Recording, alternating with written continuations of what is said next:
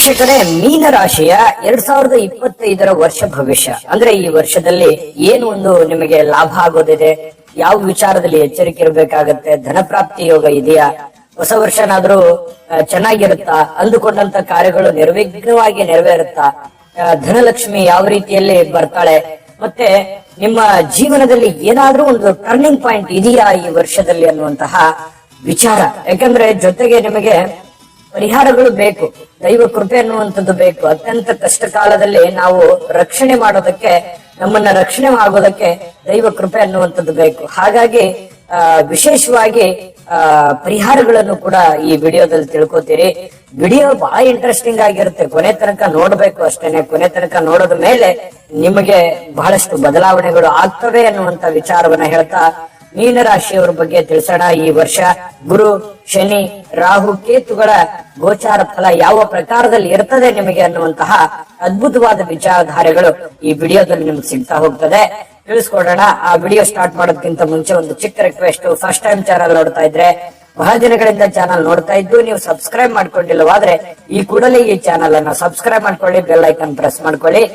Facebook ನಲ್ಲೂ ನಮ್ channel ಸಿಗ್ತಾ ಇದೆ, ಫಾಲೋ ಮಾಡ್ಕೊಳ್ಳಿ ಅನ್ನುವಂತ ಮಾತನ್ನ ಹೇಳ್ತಾ, ವೀಕ್ಷಕರೇ, ಮೀನರಾಶಿಯವರಂದ ತಕ್ಷಣ ಯಾವತ್ತಿಗೂ ಮೃದುವಾಗಿರತಕ್ಕಂತಹ, ಸೌಮ್ಯ ಸ್ವಭಾವದವರಾಗಿರತಕ್ಕಂತಹ ಒಂದು ವ್ಯಕ್ತಿತ್ವ, ಪರೋಪಕಾರಿ, ಬೇರೆಯವರಿಗೆ ಸಹಾಯ ಮಾಡ್ತಕ್ಕಂತಹ ಒಂದು ಗುಣ ಯಾವಾಗ್ಲೂ ಇರುತ್ತೆ. ಒಂದು ಒಳ್ಳೆ ಮನೋಭಾವ ಇರುತ್ತೆ.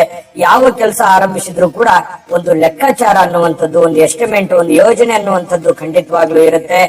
ಆಲೋಚನೆಗಳು ಮೇಲಿಂದ ಮೇಲೆ ಬರುತ್ತೆ. ಜಾಸ್ತಿ ಆಲೋಚನೆ ಮಾಡ್ತಾ ಇರತಕ್ಕಂಥದ್ದು, ಜಾಸ್ತಿ ಆಲೋಚನೆ ಮಾಡೋದ್ರಿಂದ ಏನಾಗುತ್ತೆ, ಕೆಲವೊಮ್ಮೆ ಚಂಚಲವಾದಂತಹ ಸ್ವಭಾವ, ತೆಗೆದುಕೊಂಡಂತ ನಿರ್ಧಾರಗಳಿಂದ ವಾಪಸ್ ಬರುವಂತದ್ದು ಅಥವಾ ದೃಢವಾಗಿ ನಿಲ್ಲದೆ ಇರುವಂತದ್ದು, ಈ ರೀತಿಯಾಗಿ ಜೀವನದಲ್ಲಿ ಅನೇಕ ಮೈನಸ್ ಪಾಯಿಂಟ್ಗಳು, ಕಷ್ಟಗಳು, ತೊಂದರೆಗಳು ಅಥವಾ ಫೇಲ್ಯೂರ್ಗಳು ಆಗಿರತಕ್ಕಂಥದ್ದು ಇರುತ್ತೆ. ಕೆಲವೊಂದು ಸಂದರ್ಭದಲ್ಲಿ ಬಹಳ ಕೋಪ ಆಗುವಂತದ್ದು, ಉದ್ರೇಕ ಆಗುವಂತದ್ದು, ಮನಸ್ಸು ಘಾಸಿಗೊಳ್ಳುವಂತದ್ದು. ಇನ್ನು ಕುಲಂಕುಷವಾಗಿ ಯಾವುದನ್ನು ಸ್ವಲ್ಪ ತಿಳಿಬೇಕಾಗತ್ತೆ. ನಾವು ಆತರಕ್ಕೆ ಬರೋದ್ಕಿಂತ ಅಥವಾ ನಿರ್ಧಾರಕ್ಕೆ ಬರೋದ್ಕಿಂತ ಮುಂಚೆ ಸ್ವಲ್ಪ ಯಾವ್ಯಾವ ವಿಚಾರದಲ್ಲಿ ಹೇಗಿದೆ ಅನ್ನುವಂಥದ್ದು ಸ್ವಲ್ಪ ಅರ್ಥ ಮಾಡ್ಕೊಂಡು ಮುನ್ನುಗ್ಗಿದ್ರೆ ತುಂಬಾ ಒಳ್ಳೆಯ ಫಲ ಸಿಗ್ತಾ ಇತ್ತು. ಇನ್ನು ಕೆಲವೊಂದು ಯಾವುದೇ ಒಂದು ವಿಚಾರ ಇದ್ರೂ ಕೂಡ ಬೇರೆಯವರು ಮಾಡ್ತಕ್ಕಂತ ಕೆಲಸದಲ್ಲಿ ಬಹಳಷ್ಟು ನಿಗಾ ಇಡ್ತೀರಿ. ಆದ್ರೆ ನೀವು ಮಾಡುವಂತ ಕೆಲಸದ ಮೇಲೆ ನಿಮಗೆ ನಿಗಾ ಇರಬೇಕು. ನಿಮ್ಮ ಬಗ್ಗೆ ನಿಮಗೆ ಜಾಸ್ತಿ ಕಾಳಜಿ ಇರಬೇಕು. ಬೇರೆಯವ್ರ ಬಗ್ಗೆ ಬಹಳ ಕಾಳಜಿ ಇರುತ್ತೆ. ಯಾರಾದ್ರೂ ಏನಾದ್ರು ಕೆಲಸ ಒಪ್ಪಿಸ್ಬಿಟ್ರು ಅಂತಂದ್ರೆ ಆ ಕೆಲಸ ಬಹಳ ಚಾಚು ತಪ್ಪದೆ ಅಚ್ಚುಕಟ್ಟಾಗಿ ಮಾಡ್ಬಿಡ್ತೀರಿ. ಬಟ್ ನಿಮ್ಮ ಕೆಲಸಕ್ಕೆ ಅಷ್ಟೇ ಒಂದು ಜವಾಬ್ದಾರಿತವಾಗಿ ನಡ್ಕೊಂಡ್ರೆ ಬಹಳಷ್ಟು ಒಳ್ಳೆ ಫಲ ಸಿಗ್ತದೆ. ಅದ್ರ ಬಗ್ಗೆನೂ ಕೂಡ ನೀವು ತಿಳ್ಕೊಬೇಕಾಗುತ್ತೆ. ಆತುರದಿಂದ ನಿಮ್ಮ ಕೆಲಸ ಕಾರ್ಯಗಳನ್ನ ಮಾಡಿಕೊಂಡು ಅದರಿಂದ ಅಪಜಯ ಹೊಂದುವಂತದ್ದು ಅಥವಾ ಫೇಲ್ಯೂರ್ ಆಗುವಂತಹ ಸಾಧ್ಯತೆಗಳು ಕಂಡು ಬರ್ತಾ ಇರತಕ್ಕಂಥದ್ದು. ಇದ್ರ ಬಗ್ಗೆನೂ ಕೂಡ ನೀವು ಸ್ವಲ್ಪ ಗಮನ ಹರಿಸಬೇಕಾಗತ್ತೆ. ಜೀವನದಲ್ಲಿ ಕೆಲವೊಂದು ಬದಲಾವಣೆಗಳು ಆಗಾಗ ಕಂಡು ಬರುತ್ತೆ. ಆ ಬದಲಾವಣೆಗಳಿಂದ ಬಹಳಷ್ಟು ಪರಿಣಾಮಗಳು ನಿಮ್ಮ ಜೀವನದ ಮೇಲೆ ಆಗಿರುವಂತದ್ದು ನಿಜಾನ ಸುಳ್ಳ, ಈ ಹಿಂದೆ ನಡೆದಿರತಕ್ಕಂಥದ್ದು, ಇದನ್ನ ನಿಮ್ಮ ಅನಿಸಿಕೆ, ಅಭಿಪ್ರಾಯ ಕಾಮೆಂಟ್ ಮಾಡೋದ್ರ ಮೂಲಕ ತಿಳಿಸಿ.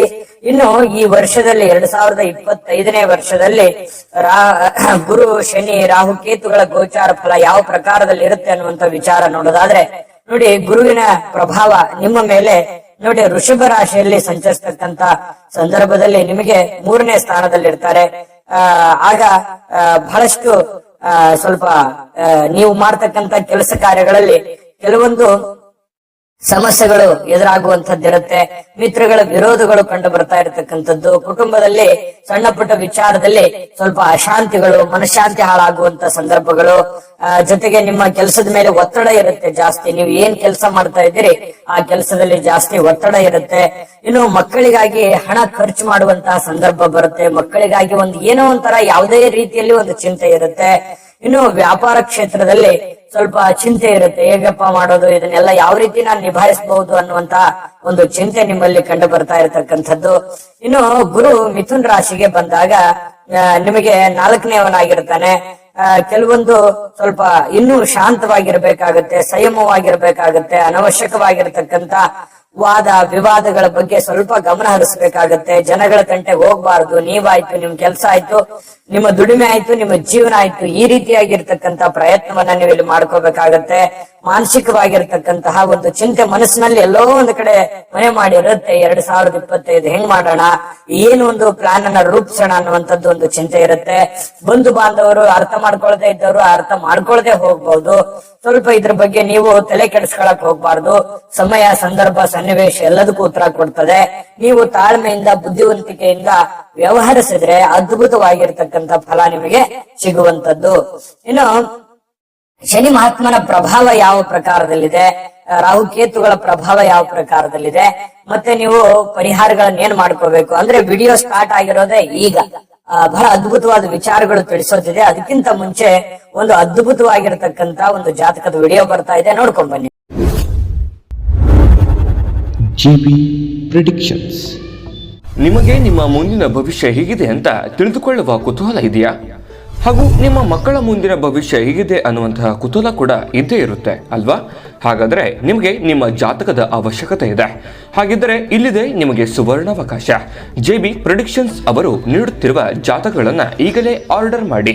ವಿದ್ಯಾಭ್ಯಾಸ, ಉದ್ಯೋಗ, ವಿವಾಹ, ಆರೋಗ್ಯ, ಸಂತಾನ, ವ್ಯಾಪಾರ ವ್ಯವಹಾರ, ಇನ್ನು ಜಾತಕದಲ್ಲಿನ ಅನೇಕ ಮಾಹಿತಿಗಳು ನೀವು ಮನೆಯಲ್ಲಿಯೇ ಕುಳಿತುಕೊಂಡು ಸರಳವಾಗಿ ತಿಳಿದುಕೊಳ್ಳಬಹುದು.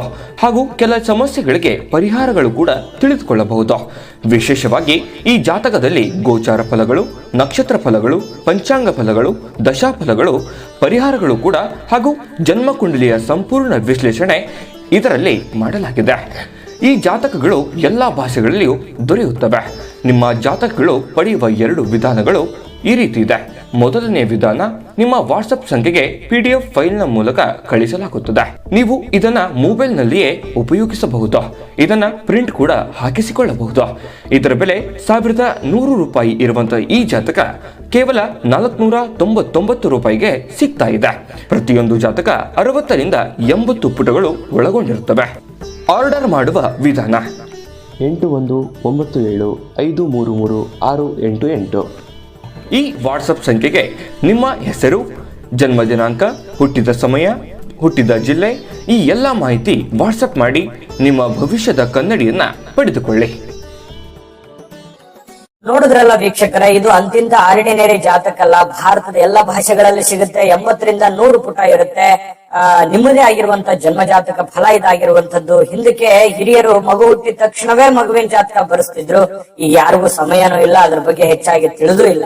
ಹಾಗಾಗಿ ಈ JB ಪ್ರಿಡಿಕ್ಷನ್ಸ್ ಅವರು ಕುಳಿತಲ್ಲಿ ಆರ್ಡರ್ ಮಾಡ್ಕೊಂಡು ತರಿಸ್ಕೊಳ್ಳೋದಕ್ಕೆ ಒಂದು ಒಳ್ಳೆ ಅವಕಾಶವನ್ನು ಮಾಡಿಕೊಟ್ಟಿದ್ದಾರೆ. ಉಪಯೋಗ ಮಾಡ್ಕೊಳ್ಳಿ, ನಂಬಿಕೆಯಿಂದ ವಿಶ್ವಾಸದಿಂದ ತರಿಸ್ಕೊಳ್ಳಿ ಅನ್ನುವಂತ ಮಾತನ್ನ ಹೇಳ್ತಾ, ವೀಕ್ಷಕರೇ, 2025ರಲ್ಲಿ ಶನಿ ಗೋಚಾರ ಫಲ ಅಂದ್ರೆ ಶನಿ ಮಹಾತ್ಮನ ಪ್ರಭಾವ ನಿಮ್ಮ ಮೇಲೆ ಯಾವ ಪ್ರಕಾರದಲ್ಲಿ ಇರ್ತದೆ ಅಂತ ನೋಡಿದ್ರೆ, ನೋಡಿ, ಶನಿ ಕುಂಭ ರಾಶಿಯಲ್ಲಿ ಸಂಚರಿಸತಕ್ಕಂತ ಸಂದರ್ಭದಲ್ಲಿ ನಿಮಗೆ 12ನೇವನಾಗಿರ್ತಾನೆ, 12ನೇ ಶನಿ ಆಗಿರ್ತಾನೆ. ಆಗ ಸಾಡೆ ಸಾತಿಯ ಆದಿಭಾಗ.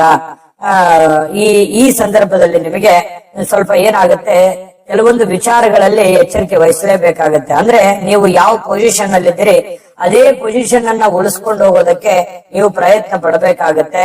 ಇನ್ನು ಕೆಲವೊಂದು ಸ್ವಲ್ಪ ಖರ್ಚಿಗೆ ಅಂಕುಶವನ್ನು ಹಾಕಬೇಕಾಗತ್ತೆ. ಅನವಶ್ಯಕವಾದಂತಹ ತಿರುಗಾಟ ಮಾಡಬಾರ್ದು, ವ್ರತ ಖರ್ಚು ಮಾಡಬಾರ್ದು, ಮತ್ತೆ ಬೇಡದಿರುವಂತ ಕೆಲಸಗಳನ್ನ ದಯವಿಟ್ಟು ಮಾಡ್ಲೇಬಾರ್ದು. ಮತ್ತೆ ನೀವು ಯಾರಿಗೇನೋ ಹೇಳ್ತಾ ಇದ್ರಿ ಅಂತಂದ್ರೆ ಕೇಳುವಂತ ವ್ಯವಧಾನ ಕೇಳುವಂತವ್ರಿಗೆ ಇದೆಯಾ ಅನ್ನುವಂಥದ್ದನ್ನ ಯೋಚನೆ ಮಾಡಿ ನೀವು ಉಪದೇಶ ಮಾಡಿ. ಯಾಕಂದ್ರೆ ನೀವು ಒಳ್ಳೇದ್ ಹೇಳಿದ್ರು ಕೆಟ್ಟದಾಗಿ ತಿಳ್ಕೊಳ್ಳುವಂತ ಬಹಳಷ್ಟು ಜನ ಇದ್ದಾರೆ. ಅಂಥದ್ರಲ್ಲಿ ನೀವು ಏನೋ ಒಂದು ಅಧಿಕಾರದಿಂದ ಹೇಳಿದ್ರೆ ಅದನ್ನ ತಪ್ಪಾಗಿ ತಿಳ್ಕೊಳ್ಳುವಂತ ಜನನೂ ಇರ್ಬೋದು. ಅದರಿಂದ ಕಾಂಟ್ರವರ್ಸಿ ಆಗ್ಬೋದು. ಇದ್ರ ಬಗ್ಗೆ ಸ್ವಲ್ಪ ಜಾಸ್ತಿ ಗಮನ ಹರಿಸಿ. ಶತ್ರುಗಳ ಬಗ್ಗೆ ನೆಗ್ಲಿಜೆನ್ಸಿ ಮಾಡ್ತಕ್ಕಂಥದ್ದೇ ಒಳ್ಳೇದು. ಅವ್ರ ಬಗ್ಗೆ ಸೀರಿಯಸ್ ಆಗಿ ತಗೊಳ್ಳುವಂತದ್ದು ಬೇಡ. ನೀವು ನಿಮ್ ಪಾಡಿಗೆ ನೀವು ಇದ್ದು ಬಿಟ್ರೆ ಸಂದರ್ಭ ಎಲ್ಲದಕ್ಕೂ ಉತ್ತರ ಕೊಡುತ್ತೆ. ಇನ್ನು ಕೆಲಸದಲ್ಲಿ ಸ್ವಲ್ಪ ಸಮಯ ತೆಗೆದುಕೊಳ್ಳುತ್ತದೆ. ಆದ್ರೆ ಸಮಯ ತೆಗೆದುಕೊಂಡ್ರು ಕೆಲಸ ಮಾಡೋದ್ರ ಕಡೆ ಕಾನ್ಸಂಟ್ರೇಷನ್ ಇರಲಿ. ನಿಮ್ಮ ನಿರ್ಧಾರಗಳನ್ನ ಬದಲಾಯಿಸಬಾರ್ದು. ಆಗಾಗ ನಿರ್ಧಾರಗಳನ್ನ ಚೇಂಜ್ ಮಾಡೋದ್ರಿಂದ ಏನಾಗುತ್ತೆ, ನಷ್ಟವನ್ನ ಅನುಭವಿಸಬೇಕಾಗ್ತದೆ. ಈ ಹಿಂದೆ ಜೀವನದಲ್ಲಿ ಈ ತರ ನಿರ್ಧಾರಗಳನ್ನ ಆಗಾಗ ಬದಲಾಯಿಸಿ ಸಮಸ್ಯೆಗಳನ್ನ ಅನುಭವಿಸುವಂತದ್ದು ಇದೆ. ಹಾಗಾಗಿ ಸ್ವಲ್ಪ ತಾಳ್ಮೆ, ಜಾಣ್ಮೆ ಅನ್ನುವಂಥದ್ರಿಂದ ನೀವು ಕೆಲಸ ಮಾಡಿದ್ರೆ ಖಂಡಿತವಾಗ್ಲೂ ಒಳ್ಳೆ ಫಲ ಸಿಗುತ್ತೆ.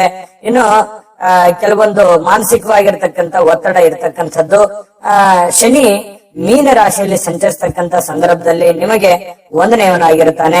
ಆಗ ಸ್ವಲ್ಪ ಮನಸ್ಸು ಸ್ವಲ್ಪ ಏನಾದ್ರೂ ಒಂದು ಯೋಚನೆಯನ್ನ ರೂಪಿಸ್ಕೊಳ್ತಕ್ಕಂಥದ್ದು ಅಥವಾ ದೊಡ್ಡದಾಗಿರ್ತಕ್ಕಂಥ ಪ್ಲಾನ್ ಅನ್ನ ಮಾಡ್ತಕ್ಕಂಥದ್ದು, ಸ್ವಲ್ಪ ಯೋಜನೆಯನ್ನ ರೂಪಿಸಿ, ಆದ್ರೆ ಆ ಯೋಜನೆಯನ್ನ ಸರಿ ಇದೆಯಾ, ನಾನು ಈಗಿರುವಂತ ಪರಿಸ್ಥಿತಿಯಲ್ಲಿ ಮಾಡಬಲ್ಲೆನಾ, ನನಗೆ ಹಣಕಾಸಿನ ವಿಚಾರ ಹೇಗಿದೆ, ಮಾನಸಿಕ ಸದೃಢತೆ ಹೇಗಿದೆ, ವಾತಾವರಣ ಹೇಗಿದೆ, ಈ ಸಿಚುವೇಶನ್ ಅಲ್ಲಿ ನಾನು ಈ ನಿರ್ಧಾರ ಸರಿನಾ ತಪ್ಪ ಅಂತ ಹೇಳಿ ಒಂದು ಆತ್ಮ ವಿಮರ್ಶೆ ಮಾಡ್ಕೊಳ್ತಕ್ಕಂಥದ್ದು ಬಹಳಷ್ಟು ಒಳ್ಳೇದು.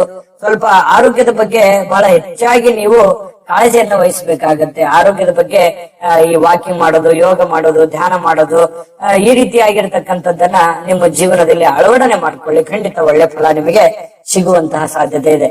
ಇನ್ನು ರಾಹುಕೇತುಗಳ ಪ್ರಭಾವ ಈ ವರ್ಷದಲ್ಲಿ ನಿಮಗೆ ಯಾವ ರೀತಿ ಬೀರುತ್ತೆ ಅಂತಂದ್ರೆ ನೋಡಿ, ಮೀನ ರಾಶಿ ಮತ್ತೆ ಕನ್ಯಾ ರಾಶಿಯಲ್ಲಿ ರಾಹುಕೇತುಗಳು ಇರ್ತಕ್ಕಂಥ ಸಂದರ್ಭದಲ್ಲಿ 1 ಮತ್ತು ಕ್ರಮವಾಗಿ 7ನೇ ಸ್ಥಾನದಲ್ಲಿ ಇರ್ತಾರೆ. ಆಗ ಏನಾಗುತ್ತೆ, ಸ್ವಲ್ಪ ಆರೋಗ್ಯದ ಬಗ್ಗೆ, ಸ್ವಲ್ಪ ನರಗಳ ದೌರ್ಬಲ್ಯದ ಬಗ್ಗೆ, ಮಾನಸಿಕ ಚಿಂತೆ ಬಗ್ಗೆ, ಭಯದ ಬಗ್ಗೆ, ಈ ಸ್ವಲ್ಪ ಕೆಲಸಗಳಲ್ಲಿ ಕೆಲವೊಂದು ಕಿರಿಕಿರಿಗಳ ಬಗ್ಗೆ, ಸ್ವಲ್ಪ ಮನೆಯಲ್ಲಿ ಸಣ್ಣ ಪುಟ್ಟ ವಿಚಾರದಲ್ಲಿ ವೈಮನಸ್ಸಿನ ಬಗ್ಗೆ, ಖರ್ಚು ವೆಚ್ಚಿನ ಬಗ್ಗೆ, ಕುಟುಂಬದಲ್ಲಿ ಅಶಾಂತಿಯ ಬಗ್ಗೆ ಕೆಲವೊಂದು ಸಮಸ್ಯೆಗಳು ಬರ್ತವೆ. ಆದ್ರೆ ಅಂತದ್ದೇನು ದೊಡ್ಡ ಮೇಜರ್ ಆಗಿ ಬಂದ್ಬಿಡ್ತವೆ ಅಂತಲ್ಲ, ಅದು ಎಲ್ಲರ ಜೀವನದಲ್ಲಿ ಬರೋದೇ. ನಿಮ್ ಜೀವನದಲ್ಲಿ ಅದು ಇದೆ, ಯಾಕಂದ್ರೆ ಅನುಭವನೂ ಜಾಸ್ತಿ ಇದೆ, ನಿಮ್ಗೆ ಮ್ಯಾನೇಜ್ ಮಾಡುವಂತ ತಾಕತ್ತು ಕೂಡ ಇದೆ. ಹಾಗಾಗಿ ಸ್ವಲ್ಪ ತಾಳ್ಮೆಯಿಂದ ನಿಭಾಯಿಸುವಂತ ಪ್ರಯತ್ನವನ್ನ ನೀವಿಲ್ಲಿ ಮಾಡಿದ್ರೆ ಬಹಳಷ್ಟು ಒಳ್ಳೆ ಫಲ ಅನ್ನುವಂಥದ್ದು ಸಿಗುತ್ತೆ. ಜೊತೆಗೆ ಈ ರಾಹುಕೇತುಗಳು ಕುಂಭ ಮತ್ತು ಸಿಂಹ ರಾಶಿಯಲ್ಲಿ ಸಂಚರಿಸತಕ್ಕಂತ ಸಂದರ್ಭದಲ್ಲಿ ಕ್ರಮವಾಗಿ 12 ಮತ್ತು 6ನೇ ಸ್ಥಾನದಲ್ಲಿ ಇರ್ತಾರೆ. ಆಗ ಸ್ವಲ್ಪ ಶತ್ರುಕಾಟದಿಂದ ಪಾರಾಗುವಂತಹ ಸನ್ನಿವೇಶಗಳಿದೆ. ಕೆಲವರಿಗೆ ಸ್ವಲ್ಪ ಅಂದುಕೊಂಡಂತ ಕೆಲಸಗಳು ನಿಧಾನವಾಗಿ ಕೈಗೂಡುವಂತಹ ಸಾಧ್ಯತೆಗಳು ಕಂಡು ಬರುತ್ತೆ. ಸ್ವಲ್ಪ ಮಕ್ಕಳ ಬಗ್ಗೆ ಎಚ್ಚರಿಕೆ ಇರಬೇಕು. ಇಲ್ಲೂ ಕೂಡ ಅಧಿಕವಾಗಿರತಕ್ಕಂತ ಒತ್ತಡ ತೆಗೆದುಕೊಳ್ಳಕ್ ಹೋಗ್ಬೇಡಿ. ಚಿಕ್ಕ ಪುಟ್ಟ ಸಮಸ್ಯೆ ಇದ್ರು ಆಗಿಂದಾಗೆ ಸರಿ ಮಾಡಿಕೊಂಡು ಮುನ್ನುಗ್ಗುವಂತಹ ಪ್ರಯತ್ನವನ್ನ ನೀವಿಲ್ಲಿ ಮಾಡಬೇಕಾಗತ್ತೆ. ಅಂದ್ರೆ ಈಗ ನಿಮಗೆ ಪರಿಹಾರ ಅನ್ನುವಂಥದ್ದು ಬೇಕೇ ಬೇಕು. ನಿಮಗೆ ಮಿಶ್ರ ಫಲ ಇದೆ, ಆದ್ರೆ ಒಳ್ಳೆ ಫಲ ಸಿಗಬೇಕು ಅಂತಂದ್ರೆ ದೈವ ಕೃಪೆ ಬೇಕೇ ಬೇಕು. ಅಂದ್ರೆ ನೀವು ಪರಿಹಾರ ಬೇಕೇ ಬೇಕು. ಆ ಪರಿಹಾರ ಏನಿದೆ ಅನ್ನುವಂಥದ್ರ ಬಗ್ಗೆ ದಯವಿಟ್ಟು ಇಷ್ಟು ತನಕ ನೀವು ವಿಡಿಯೋ ನೋಡಿದಿರಿ, ಆ ಪರಿಹಾರ ನೋಡ್ಕೊಂಡು ಹೋದ್ರೆ ಬಹಳ ಉಪಯೋಗ ಆಗುತ್ತೆ ಅನ್ನುವಂತ ಮಾತನ್ನ ಹೇಳ್ತಾ ಈ ವಿಡಿಯೋ ನಿಮಗೆ ಉಪಯೋಗ ಆಗಿದೆ ಅಂತ ಭಾವಿಸ್ತೀವಿ. ಉಪಯೋಗ ಆಗಿದ್ರೆ ಲೈಕ್ ಮಾಡಿ, ಶೇರ್ ಮಾಡಿ, ನಮ್ಮ ಚಾನಲ್ ಸಬ್ಸ್ಕ್ರೈಬ್ ಮಾಡ್ಕೊಳ್ಳೋದನ್ನ ಮರಿಬೇಡಿ. ವಿಡಿಯೋದ ಕೆಳಗಡೆ ಡಿಸ್ಕ್ರಿಪ್ಷನ್ ಲಿಂಕ್ ಇದೆ. ಇಲ್ಲೂ ಕೂಡ 12 ರಾಶಿಯವರ ವರ್ಷ ಭವಿಷ್ಯದ ಫಲಗಳು ಸಿಗ್ತಾ ಇದೆ. ನಿಮಗೆ ಇಷ್ಟವಾಗಿರತಕ್ಕಂತ ಮಾಹಿತಿಯನ್ನ ನೋಡಿಕೊಂಡು ತಿಳ್ಕೊಳ್ಳಿ ಅನ್ನುವಂತ ಮಾತನ್ನ ಹೇಳ್ತಾ, ವೀಕ್ಷಕರೇ, ಪರಿಹಾರ ಏನ್ ಮಾಡ್ಕೋಬೇಕು? ಮೊದಲಿಗೆ ನೀವು ಮಾಡಬೇಕಾಗಿರುವಂತದ್ದು ಗುರು ಶಾಂತಿ ಮಾಡಿಸಬೇಕು, ಶನಿ ಶಾಂತಿ ಮಾಡಿಸಬೇಕು, ರಾಹು ಕೇತುಗಳ ಶಾಂತಿಯನ್ನ ನೀವು ಕಡ್ಡಾಯವಾಗಿ ಮಾಡಿಸಿದ್ರೆ ಬಹಳ ಒಳ್ಳೇದು. ನಿಮಗೆ ಬಹಳ ಅವಶ್ಯಕತೆ ಇದೆ. ನವಗ್ರಹ ಶಾಂತಿ ಮಾಡಿಸಿ, ಇದರಿಂದ ಒಳ್ಳೆ ಫಲ ನಿಮಗೆ ಸಿಗ್ತಾ ಇರ್ತಕ್ಕಂಥದ್ದು. ಜೊತೆಗೆ ಪ್ರತಿ ಗುರುವಾರ ರಾಘವೇಂದ್ರ ಸ್ವಾಮಿಯ ದರ್ಶನವನ್ನ ಮಾಡೋದಾಗ್ಲಿ ಅಥವಾ ರಾಘವೇಂದ್ರ ಆರಾಧನೆ ಮಾಡತಕ್ಕಂಥದ್ದಾಗ್ಲಿ ಮಾಡಿದ್ರೆ ಬಹಳಷ್ಟು ಅನುಕೂಲಕರವಾದ ಫಲಗಳು ಸಿಗುತ್ತೆ. ಜೊತೆಗೆ ಗಣಪತಿ ದೇವಸ್ಥಾನದಲ್ಲಿ ಗಣಹೋಮವನ್ನ ಮಾಡಿಸ್ತಕ್ಕಂಥದ್ದು, ವೈದಿಕ ನವಗ್ರಹ ಶಾಂತಿಯನ್ನ ಮಾಡಿಸ್ತಕ್ಕಂಥದ್ದು ಬಹಳಷ್ಟು ಒಳ್ಳೆ ಫಲ ನಿಮಗೆ ಸಿಗುತ್ತೆ. ವರ್ಷಕ್ಕೆ 3 ಬಾರಿ ಪವಮಾನ ಹೋಮವನ್ನು ಮಾಡಿಸ್ತಕ್ಕಂತ ಪ್ರಯತ್ನವನ್ನ ಮಾಡಿ ನಿಮಗೆ ಅನುಕೂಲ ಆಯ್ತು ಅಂತಂದ್ರೆ, ಜೊತೆಗೆ ಬ್ರಾಹ್ಮಣರಿಗೆ ಭೋಜನವನ್ನ ಮಾಡಿಸ್ತಕ್ಕಂತ ಪ್ರಯತ್ನವನ್ನ ಮಾಡಿ, ಪಶು ಪಕ್ಷಿಗಳಿಗೆ ಆಹಾರವನ್ನ ಹಾಕುವಂತಹ ಪ್ರಯತ್ನವನ್ನ ಮಾಡಿ ನೋಡಿ. ಈ ಪರಿಹಾರಗಳನ್ನ ನಿಮ್ಮ ಜೀವನದಲ್ಲಿ ಅಳವಡಿಸ್ಕೊಳ್ಳಿ.